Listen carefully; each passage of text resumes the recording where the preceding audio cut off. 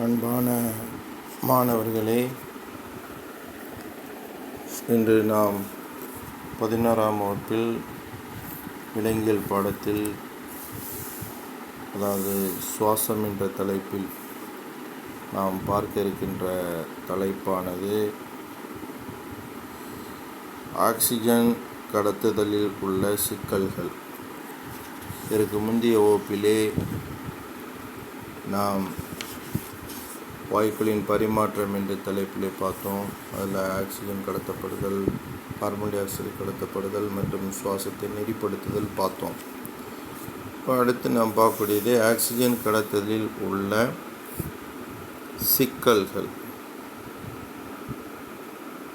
இந்த ஆக்சிஜன் கடத்தலில் காணப்படக்கூடிய சிக்கல்களை பற்றி பார்க்க போனால் ஒரு சில நோய்களை நாம் இதில் பார்க்கிறோம். அதாவது ஒரு மனிதன் கடல் மட்டத்திலிருந்து 8000 அடி உயரத்தில் உள்ள இடத்திற்கு செல்லும்போது அங்கு வளிமண்டல அழுத்தமும் ஆக்சிஜனுடைய பகுதி அழுத்தமும் குறைவாக இருப்பதால் அம்மனிதனுக்கு பல்வேறு பிரச்சனைகள் வருகின்றது. தலைவலி, குறை சுவாசம், குமட்டல் மற்றும் தலை சுற்றல் போன்ற உடனடி மலை நோய்க்கான அறிகுறிகள் தோன்றுகின்றன. அக்யூட் மவுண்டைன் சிக்னஸ்ன்னு சொல்லக்கூடிய உடனடி மலை நோய்க்கான அறிகுறிகள் தோன்றுகின்றன. அதாவது ஆக்சிஜன் ஹீமோகுளோபினோடு குறைவாக இணைவதே இதற்கு காரணம். அதே இடத்தில் நீண்ட காலம் வாழக்கூடிய சூழலில், மலைப்பகுதியில் அதே இடத்தில் நீண்ட காலம் வாழக்கூடிய சூழலில் அதற்கேற்ப சுவாசமும் இரத்த சிவப்பணு உருவாக்கமும் சரி செய்யப்படுகின்றது. இத்தகைய சூழலை சமாளிக்கவே சிறுநீரகங்களிலிருந்து அதிகளவு எரித்ரோபாய்டின் என்று சொல்லக்கூடிய ஹார்மோன் உற்பத்தி அந்த உற்பத்தி அதிகளவு உற்பத்தியானது சிறுநீரகத்தில் நடைபெறுகிறது. இப்போ எரித்ரோபாய்டினுடைய வேலை என்ன அப்படின்னு கேட்டால், இது இரத்த செல்களை, குறிப்பாக சிவப்பு செல்களை அதிகமாக உற்பத்தி செய்யும். இந்த ஹார்மோன் எலும்பு மஞ்சையை தூண்டி அதிக இரத்த சிவப்பு செல்களை உற்பத்தி செய்கிறது. அதாவது சிறுநீரகத்தில் காணப்படக்கூடிய எரித்ரோபாய்டின் ஹார்மோனானது எலும்பு மஞ்சையை தூண்டி அதிக இரத்த சிவப்பணுக்களை உற்பத்தி செய்கிறது. இது மலைப்பகுதியில் கடல் மட்டத்திலிருந்து 8000 அடி உயரத்தில் வாழக்கூடியவங்களுக்கு இந்த மாதிரி ஒரு சில பிரச்சனைகள். அதேமாரி கடலுக்கு அடியில் ஒரு மனிதன் கடலின் ஆழத்திற்கு செல்லும்போது அம்மனிதனை சூழ்ந்துள்ள நீரினுடைய அழுத்தம் அதிகரிப்பதன் காரணமாக நுரையீரலினுடைய கொள்ளளவானது குறைகிறது. இக்குறைவினால் நுரையீரலுக்குள் உள்ள வாயுக்களின் பகுதி அழுத்தம் அதிகரிக்கிறது. இதனால் அதிக அளவு ஆக்சிஜன் இரத்த ஓட்டத்தில் கலக்கிறது. இது ஒரு பயனுள்ள விளைவாக இருப்பதாக கருதப்பட்டாலும் மற்றொரு வகையில் இது ஆபத்தானது. ஏனெனில் இந்நிகழ்வினால் நைட்ரஜன் வாயுவும் அதிக அளவில் இரத்தத்தில்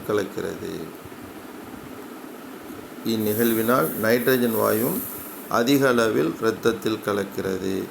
அவ்வாறு கலப்பதினால் நைட்ரஜன் நார்கோசிஸ் என்னும் நிலை உருவாகிறது. கடல் ஆழத்திலிருந்து உடனடியாக மேலெலும்பி மேற்பரப்பிற்கு வரும்பொழுது அம்மனிதனுக்கு அழுத்த மீட்சி நோய் ஏற்படுகிறது. அது மட்டுமல்லாமல் கரைந்த நிலையில் இருந்த நைட்ரஜன் வெளியேறுவதால் இரத்தத்தில் குமிழ்கள் தோன்றுகின்றன. இந்த குமிழ்கள் சிறு குமிழ்களாக இருக்கும்போது பாதிப்பு இருப்பதில்லை. சிறு குமிழ்கள் என்றால் பாதிப்பில்லை. ஆனால் பெரிய குமிழ்கள் இரத்த நுண்ணாளங்களில் தங்கி இரத்த ஓட்டத்தை தடுக்கவோ நரம்பு முனைகளில் அழுத்தத்தையோ ஏற்படுத்தலாம். தசை மற்றும் மூட்டுகளில் வலி மற்றும் வாதம் உள்ளிட்ட நரம்பியல் கோளாறுகள் இந்த அழுத்த மீட்சி நோயால் ஏற்படுகிறது. கடலிலிருந்து மேலே எழும்பி மேற்பரப்பிற்கு வர்றாங்க பாருங்கள், ஆழத்திலிருந்து. அந்த மனிதர்களுக்கு அழுத்த மீட்சி நோய் ஏற்படுகிறது. அந்த அழுத்த மீட்சி நோயினால் வரக்கூடிய பிரச்சனை என்னென்றால் தசை மற்றும் மூட்டுகளில் வலி மற்றும் வாதம் உள்ளிட்ட நரம்பியல் கோளாறுகள் இதனால் ஏற்படுகிறது. அதேமாரி ஸ்கூபா மூழ்கிகளுக்கு, ஸ்கூபா டைவர்ஸ்ன்னு சொல்கிறோம்ல, ஸ்கூபா மூழ்கிகளுக்கு நைட்ரஜன் நார்கோசிஸ் மற்றும் அழுத்த மீட்சி விடுப்பு நோய் போன்ற பாதிப்புகள் பொதுவாக காணப்படுகின்றது. அப்போ அவங்க இந்த விஷயத்தில் ஸ்கூபா மூழ்கிகள் கொஞ்சம் கவனம். அவங்களுக்கு ஏற்படக்கூடிய பிரச்சனை என்னென்னா நைட்ரஜன் நார்கோசிஸ் மற்றும் அழுத்த மீட்சி விடுப்பு நோய் போன்ற பாதிப்பு காணப்படுகிறது. கார்பன் டை ஆக்சைடு நச்சேற்றத்தின் போது ஆக்சிஜனின் தேவை அதிகரிக்கிறது. இரத்தத்தில் ஆக்சிஜன் அளவு குறையும் போது மூச்சுத்திணறல் ஏற்பட்டு தோலானது கருநீல நிறமாக மாறுகிறது. இரத்தத்தில் ஆக்சிஜன் அளவு குறையும் பொழுது மூச்சுத்திணறல் ஏற்பட்டு தோல் கருநீல நிறமாக மாறுகிறது. அடுத்து நாம் பார்க்கக்கூடியது சுவாச மண்டல கோளாறுகள். சுற்றுச்சூழல், தொழில், தனி மனித மற்றும் சமூக காரணிகளால் நம்முடைய சுவாச மண்டலம் கடுமையாக பாதிப்படைகிறது.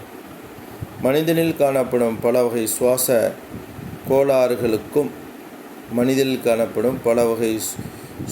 கோளாறுகளுக்கும் இக்காரணிகளே காரணமாக அமைகிறது. சுவாச மண்டல குறைபாடுகளில் குறிப்பாக ஆஸ்துமா, எம்பைசீமா, மார்புச்சளி நோய், நிமோனியா காய்ச்சல், காச நோய் போன்ற பல்வேறு நோய்கள் ஏற்படுகின்றன. அவற்றில் முதல் நோயான ஆஸ்துமாவை பற்றி பார்ப்போம். ஆஸ்துமாவால் பாதிக்கப்பட்டவர்களின் மூச்சு கிளைக்குழல்கள் மற்றும் மூச்சு கிளை நுண்குழல்கள் ஆகியவை குறுகி அதனுடைய உட்சுவர் வீக்கத்துடன் காணப்படுகிறது. இதனால் சுவாசிப்பது என்பது கடினமாக அமைகிறது. தூசு, மருந்து பொருட்கள், மகரந்த துகள்கள் மற்றும் சில வகை உணவுப் பொருட்களான மீன்கள், இறால்கள் மற்றும் சில பழங்கள் போன்றவை ஆஸ்துமாவை ஏற்படுத்தக்கூடிய ஒவ்வாமையூக்கிகள். இவைகள் ஒவ்வாமையூக்கிகளாகும். அலர்ஜன்ஸ்ன்னு சொல்லக்கூடிய ஆஸ்துமாவை ஏற்படுத்தக்கூடியதில் இந்த தூசு, மருந்து தோல், மீன், இறால் மற்றும் ஒரு சில பழங்கள் இது ஆஸ்துமாவை ஏற்படுத்தக்கூடிய ஒவ்வாமையூக்கிகளாகும். ரெண்டாவது நோய் எடுத்துக்கிட்டோம் எம்பைசீமா. எம்பைசீமா என்பது நுரையீரல் அடைப்பு நோயின்னு சொல்கிறோம்.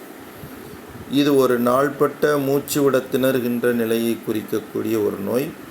காற்று நுண்ணறைகளில் மெல்லிய சுவர் கொஞ்சம் கொஞ்சமாக சிதைந்து வாயு பரிமாற்றத்திற்கான சுவாச பரப்பு குறைவதின் காரணமாக இந்நோய் ஏற்படுகிறது. அதாவது காற்று நுண்ணறைகள் அகலப்படுறது. அதாவது காற்று நுண்ணறைகள் அதனுடைய மீள்தன்மையை இழந்துடும். சரியா? அதைத்தான் நம்ம எம்பைசீமா என்று அழைக்கின்றோம். இந்நோய்க்கான முக்கிய காரணம் புகைப்பிடித்தல். இப்பழக்கம் காற்று நுண்ணறைகளின் சுவரில் சுவாச பரப்பை குறைத்துவிடும். இந்த புகைப்பழக்கமானது காற்று நுண்ணறைகளின் சுவரின் சுவாச பரப்பை குறைத்துவிடும். இதை எம்பைசீமான்னு சொல்லக்கூடிய நோயினுடைய அந்த அறிகுறிகளும் அதற்கான காரணங்கள்.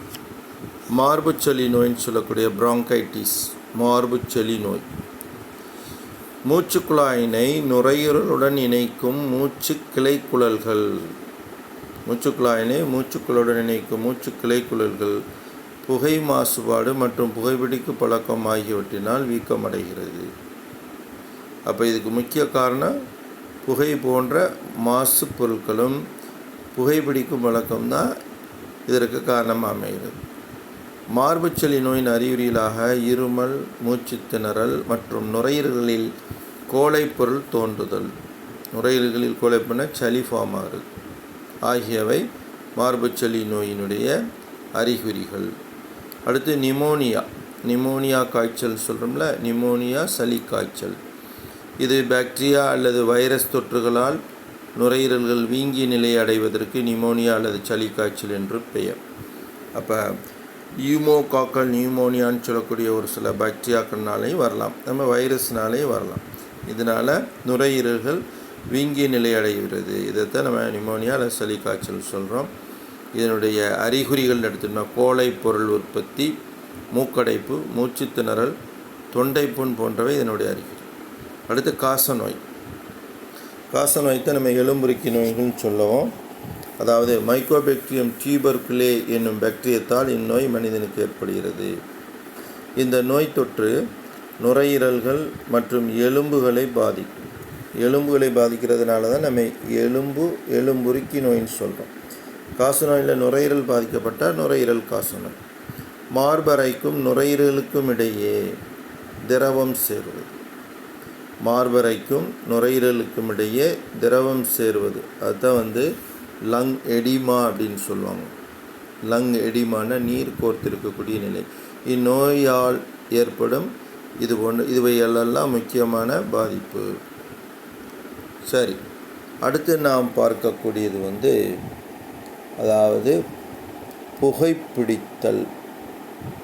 அதுக்கு முன்னாடி ஒரு சில விஷயம் சொல்லியிருக்காங்க.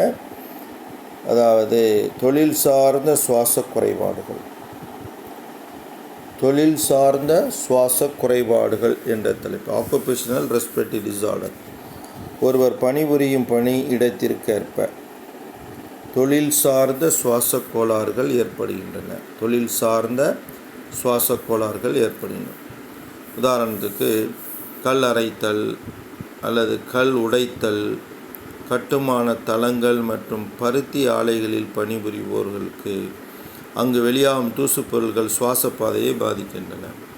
நீண்ட நாட்கள் இப்பொருட்களை சுவாசிக்க நேரிடும் போது நுரையீரலில் வீக்கம் ஏற்பட்டு நாரிலை கட்டி, அதாவது நுரையீரலில் வீக்கம் ஏற்பட்டு நாரிலை கட்டி, ஃபைப்ரோசிஸ்ன்னு சொல்லக்கூடிய இந்த கட்டி தோன்றுகிறது. இந்நோய் நுரையீரல்களை மிகவும் கடுமையாக சேதப்படுத்தும்.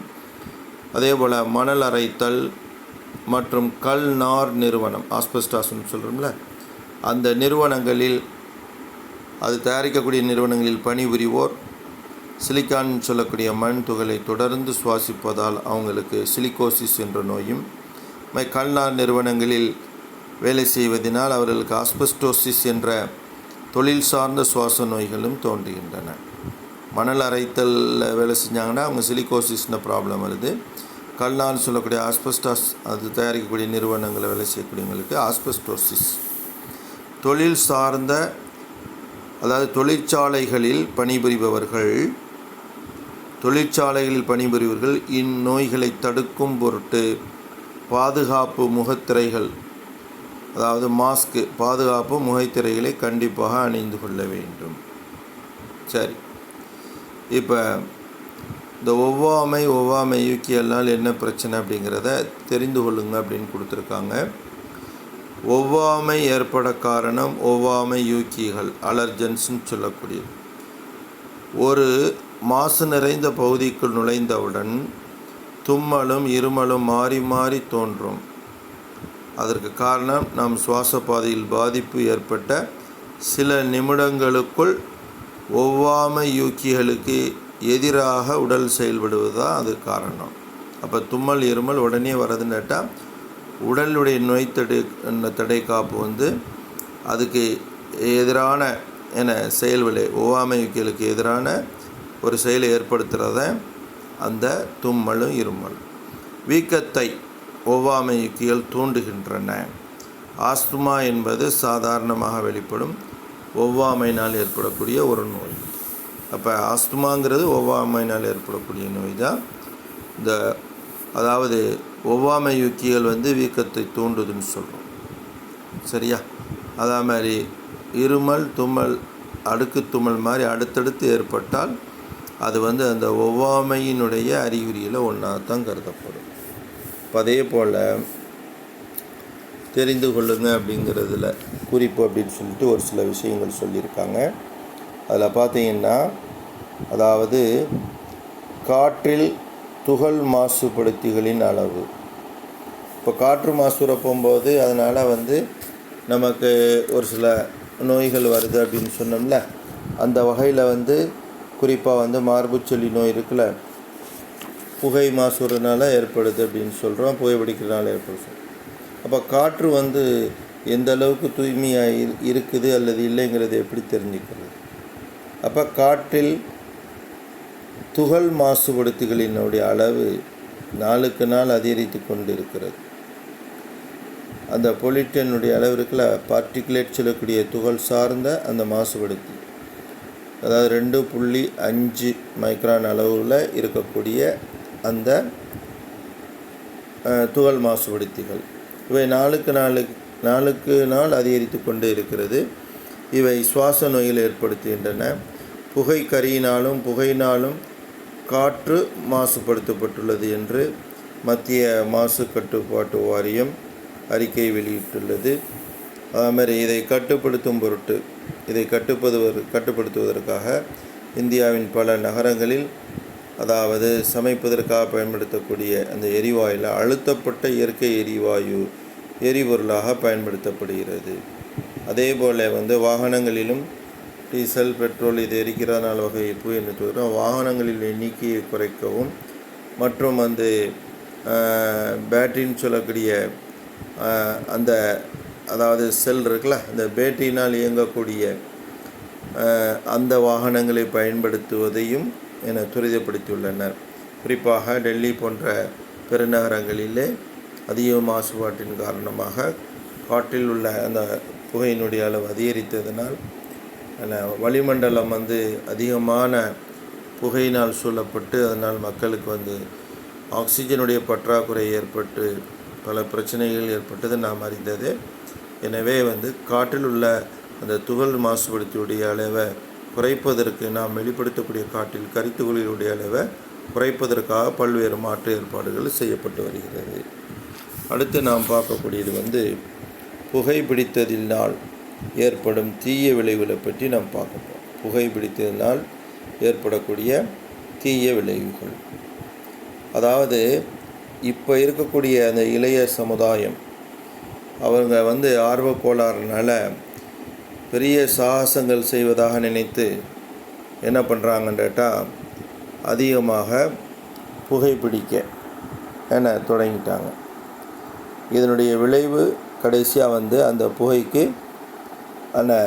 அதை விட முடியாமல் அடிமையாயிடுறாங்க. சரியா, மீள முடியாத போதைக்கு அடிமையாகிடுறாங்க. ஆக்சுவலாக என்ன சொல்கிறாங்கன்னா 20% நுரையீரல் புற்றுநோய்க்கு புகைப்பிடித்தல் தான் காரணம்னு சொல்கிறாங்க. அப்போ 80% நுரையீரல் புற்றுநோய் புகைப்பிடிப்பதனால் மட்டுமே ஏற்படுகிறது என்பது இது ஆராய்ச்சியினுடைய முடிவு. சரியா, அதே போல் புகையிலையை எரிப்பதால் உருவாகும் புகையிலையை எரிப்பதால் உருவாகும் புகையை உள்ளிழுப்பதே புகைத்தல் அல்லது புகைப்பிடித்தல் என்கிறோம். புகைப்பிடித்தலால் வெளியாகும் புகையில் ஆயிரக்கணக்கான தீங்கு தரும் வேதிப்பொருட்கள் கலந்துள்ளன.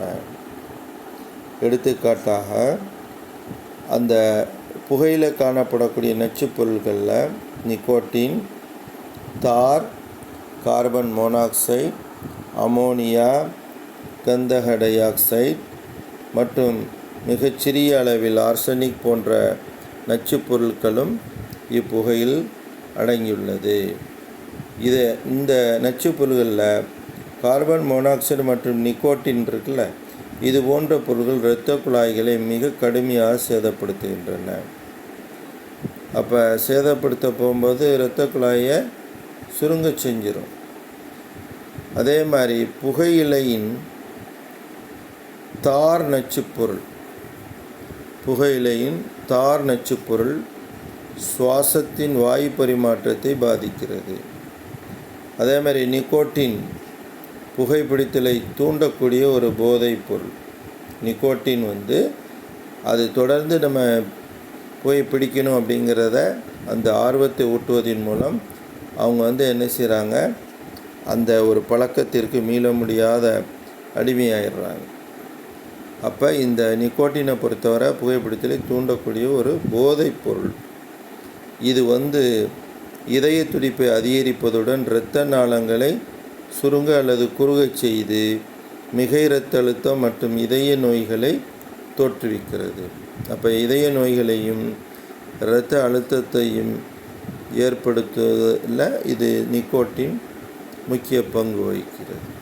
அது மாதிரி கார்பன் மோனாக்சைடு திசுக்களுக்கான ஆக்சிஜன் விநியோகத்தை குறைக்கிறது.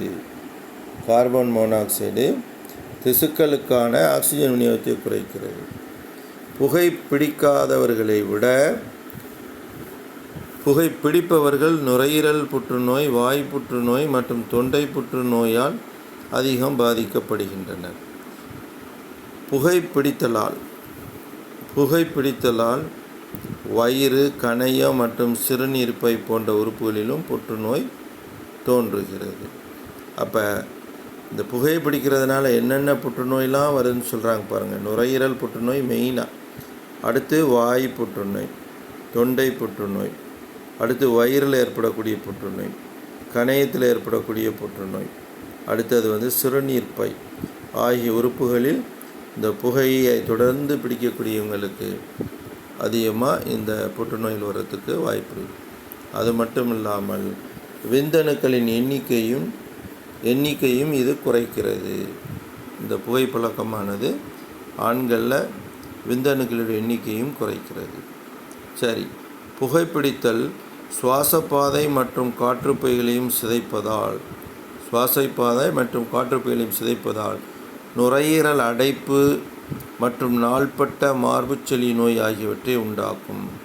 இவ்விரு நோய்களும் ஆஸ்துமாவுடன் இணைந்து முற்றிய நுரையீரல் பாதை அடைப்பு நோய் என்று அழைக்கப்படுகிறது. அதாவது நுரையீரல் அடைப்பு மற்றும் நாள்பட்ட மார்புச்சளி நோய் இவை ரெண்டும் இதோடு சேரப்போகும்போது ஆஸ்மாவுடன் இணைந்து முற்றிய நுரையீரல் பாதை அடைப்பு நோயின்னு சொல்லக்கூடிய COLD, chronic obstructive lung disease, இந்த மாதிரி ஒரு நோய் ஏற்படுகிறது. ஒருவர் புகைப்பிடித்தலால் வெளியேறும் 85% புகை அவராலேயே உள்ளிழுக்கப்படுகிறது. அவர் பிடிக்கக்கூடிய புகையில் 15% வெளியில் போகுது. மீதி 85% அந்த புகை அவராலேயே உடலுக்குள்ளே உள்ளிழுக்கப்படுகிறது. அவருக்கு அருகில் இருப்பவர்கள் இப்புகையை உள்ளிழுத்து மறைமுக புகைப்பிடிப்பவர்களாகி அவர்களும் இந்த புகைப்பதினால் பாதிக்கப்படுகிறார்கள். அப்போ புகை பிடிக்கிறவங்க அவங்க 85% உள்ளிழுத்தாலும் அவங்க வெளியிடக்கூடிய மீதி 15% அருகில் இருப்பவர்கள் அதை உள்ளிழுத்து மறைமுக புகைப்பிடிப்பவர்களாகி அவர்களும் இதனால் பாதிக்கப்படுகிறார்கள். பிடிப்பவர்கள் கூட அதுக்கு ஒரு எதிர்ப்புத்தன்மையை பெற்றிருப்பாங்க. ஆனால் புகைப்பிடிப்பவர்களுக்கு பக்கத்தில் இருக்கிறவங்களுக்கு பாதிப்பு அதிகமாக இருக்கிறதுக்கு வாய்ப்பு. புகைப்பிடிக்கும் பழக்கம் உள்ளவர்களுக்கு தகுந்த வழிகாட்டுதலும் கருத்துரைன்னு சொல்லக்கூடிய கவுன்சிலிங் வழங்குவதன் மூலம் இந்த பழக்கத்திலிருந்து அவர்களை மீட்டெடுக்க முடியும் அப்படின்ற மாதிரி சொல்கிறாங்க. அப்போ இதுவுமே புகைப்பிடிக்கிறதுமே ஒரு போதை பழக்கம் மாதிரி தான். இதுக்கு அடிமையாயிட்டால் அதிலிருந்து மீளுவது கடினம். எனவே அந்த பழக்கத்தை நாம் கற்றுக்கொள்ளாமல் இருப்பது சாலச் சிறந்தது. இதோட அதாவது சுவாசம் என்ற 6வது பாடம் முடிந்துவிட்டது. அடுத்து நாம் பார்க்கக்கூடியது 7வது பாடம் பார்க்கணும். அடுத்து சுவாசம் சம்பந்தமாக சுவாச மண்டல பாதிப்புகளில் ஒரு சில அந்த நோய்கள் நம்ம பார்த்தோம்ல, சுவாச மண்டல கோளாறுகள் அப்படிங்கிறதுல அந்த நோய்களை நிறைய கொடுத்துருக்காங்க. இந்த மேலே பார்த்தீங்கன்னா ஆஸ்துமாவிலிருந்து கொடுத்துருக்காங்க. ஆஸ்துமாண்டா எப்படி பாதிப்பு இருக்கும்? இயல்பான காற்றுப்பாதைக்கும் பாதிக்கப்பட்ட காற்றுப்பாதைக்கும் அந்த காற்றுப்பாதை சுருங்கி அது உள்ள கோலை இருக்கும். அடுத்து 2வது நுரையீரல் புற்றுநோய் பாருங்கள், நுரையீரலில் கட்டி இருக்கிற மாதிரி காமிச்சிருந்தாங்க, புற்றுக்கட்டி. அடுத்தது பாருங்கள், அதாவது சளி காய்ச்சல் ஏற்பட்டால் நுரையீரலில் அந்த காற்றுப்பைகள் எப்படி இருக்கும்? இயல்பாக இருந்தால் எப்படி இருக்கும்? அது மாதிரி சளி இருந்தால் எப்படி இருக்கும்? நீர்மம் நிரம்பிய காற்றுப்பை, சளி காய்ச்சல். அடுத்து நுரையீரலில் நீர் வீக்கம். இயல்பான அந்த நுரையீரலில் உள்ள அந்த காற்றுப்பை எப்படி இருக்குது? அது மாதிரி நுரையீரலில் நீர் கோர்த்து இருந்தால் சரியா, அந்த கோர்த்த இடம் நுரையீரலில் உள்ள அந்த காற்றுப்பையில் உள்ள அந்த நீர் இருக்கிற மாதிரி காமிச்சிருக்காங்க. அடுத்த படம் நுரையீரல் வீக்க நோய். இந்த நுரையீரல் வீக்க நோய் இருக்கு பாருங்கள், இதில் இயல்பானது வந்து தேன்கூடு மாதிரி பாருங்கள், அதில் எந்த விதமான இதுவுமே இல்லாமல் இயல்பான நிலை இருக்குது. இப்போ இதில் பார்த்தீங்கன்னா பாதிக்கப்பட்ட நுரையீரலில் பார்த்தீங்கன்னா காற்று வெளிகள் வீக்கம் மற்றும் சேதமடைஞ்சு அந்த காற்று பைகள் பாதிக்கப்பட்டிருக்கும் நுரையீரல் வீக்க நோய். அடுத்தது பாருங்கள், நுரையீரல் சுருக்க நோய். 2 நுரையீரலில் ஒரு நுரையீரல் பாதிக்கப்பட்டு சுருங்கிய நிலையில் இருக்க மாதிரி காமிச்சிருக்காங்க. நுரையீரல் சுருங்கி இருக்கக்கூடியது. அதேமாரி அடுத்ததை பாருங்கள், காச நோய். காச நோயின்னு எலும்புருக்கி நோயின்னு சொல்கிறோம். காச நோய்க்கான பாக்டீரியா உள்ள நுரையீரல்லையோ அல்லது எலும்புலேயோ இருக்கிறது தான் நமக்கு நுரையீரல் இருந்துச்சுன்னா நுரையீரல் காச நோய், எலும்பில் இருந்துச்சுன்னா எலும்புருக்கி நோயின்னு சொல்கிறோம். நுரையீரல் உறை வீக்கம். நுரையீரலுக்கு மேலே பாதுகாக்கக்கூடிய உறை இருக்குல்ல, ப்ளூரான்னு சொல்கிறோம். அதில் ஏற்படக்கூடிய வீக்கமாக தான் அதுக்கு இன்னொரு பேர் ப்ளூரசி அப்படின்னு சொல்கிறோம். அடுத்து நுரையீரலில் இரத்தக்கட்டி. நுரையீரலில் இரத்தக்கட்டி உருவாகிறதுக்கும் நுரையீரலில் புற்றுக்கட்டி உருவாகிறதுக்கும் வித்தியாசம். அடுத்து சுவாசக்குழல் வீக்க நோய். சுவாசக்குழல் வீக்க நோயில் அந்த சுவாசப்பை இருக்குது, அதாவது காற்றுக்குழல் இருக்குல்ல, சுவாசக்குழல் வீக்கம்ங்க போகும்போது மூச்சுக்குழல் அது கிளைக்குழலாகவும் கிளை நுண்குழலாக பிரியதில் அந்த குழலுடைய உள் விட்டமானது குறைந்து கோழைப்படலத்தால் என்ன செய்து அடைக்கப்பட்டிருக்கும். இதில் ஆரோக்கியமானது பார்த்திங்கன்னா உள்ள துவாரம் நல்லா தெரியும். இதில் பார்த்தீங்கன்னா பாதிக்கப்பட்ட சுவாசக்குழல் வீக்கத்தினால் பாதிக்கப்பட்ட அந்த சுவாசக்குழல் இருக்குல்ல, மூச்சுக்குழல் அது உள்ளே சுருங்கி உள்ள கோழைப்படலத்தால் அடைக்கப்பட்ட மாதிரி காமிச்சிருக்கு. இப்போ அந்த பல்வேறு அந்த நோய்களை பற்றி சொல்லியிருக்காங்க. நுரையீரல் இரத்தக்கட்டி, மார்புச்சளி, ஆஸ்துமா, நுரையீரல் புற்றுநோய், நிமோனியா, தெரியாத மாதிரி நுரையீரல் வீக்கம், அதுமாதிரி எம்ஃபைசீமா, அதுமாதிரி நுரையீரல் சுருக்க நோய், காச நோய், நுரையீரல் சவ்வு வீக்க நோய், ப்ளூரிசி அப்படின்னு சொல்லக்கூடியது. நுரையீரல் உறை வீக்க நோயின்னு சொன்னாலும் சரி, சவ்வுன்னு சொன்னாலும் சரி, இதெல்லாம் சுவாச மண்டலம் சம்பந்தமான நோய்கள். ஒரு ஆரோக்கியமான ஒரு சுவாச மண்டலத்தில் நுரையீரலுடைய அமைப்பு இந்த மாதிரி தான் இருக்கும். இதை ஒரு ஆரோக்கியமான இயல்பான நுரையீரல்கள், அதில் இருக்கக்கூடிய இந்த காற்றுக்குழல்கள், மேலே உள்ளது மூச்சுக்குழல், மூச்சுக்குழலின் மேல் பகுதி என்ன அப்படின்னு கேட்டால் அதுதான் குரல் வலை அப்படின்னு சொல்லுவோம். இதோட இந்த பாடம் முடிந்தது. மீதி உள்ளதை நம்ம அடுத்த வகுப்பில் பார்க்கலாம். நன்றி.